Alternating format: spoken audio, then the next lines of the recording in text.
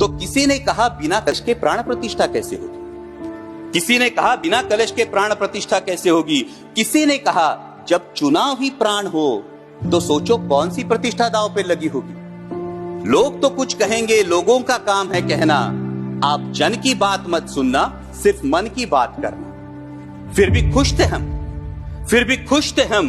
500 साल का सपना जो पूरा हो रहा था, हमारे अंदर का हिंदू भी पूरी तरह से जाग गया था। तो चल पड़े अयोध्या की ओर, राम लल्ला की दर्शन की आस लगाए। चल पड़े अयोध्या की ओर, राम लल्ला के दर्शन की आस लगाए। जो सामने नजारा देखा वो देखकर दंग रह गए। वो 3 मंजिले, 400 खंबे, 32 सीढ़ियां, जय श्री राम का नारा लगाते हुए हम सीढ़ियां चढ़ने लगे। राम लल्ला से क्या गुहार लगाए ये सोचने लगे। पहली सीढ़ी पर याद आई महंगाई, पहली सीढ़ी पर याद आई महंगाई, दूसरी पर देश में बढ़ती बेरोजगारी, तीसरी पर पत्रकारिता की चरण चुंबकता, चौथी पर सेंट्रल एजेंसीज की संदिग्ध भूमिका।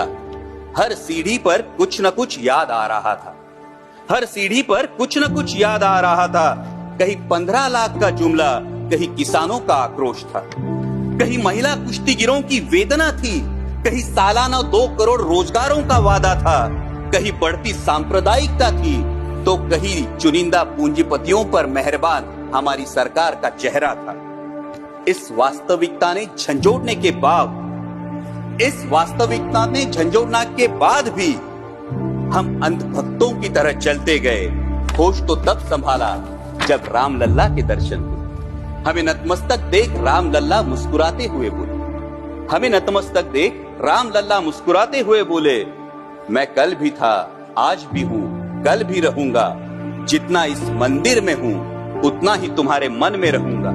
लेकिन याद रखना हमेशा, लेकिन याद रखना हमेशा, मैंने त्रेता युग में रामराज जलाया था, तुम कलयुग में जीते हो जहां संविधान ने गणराज जलाया है।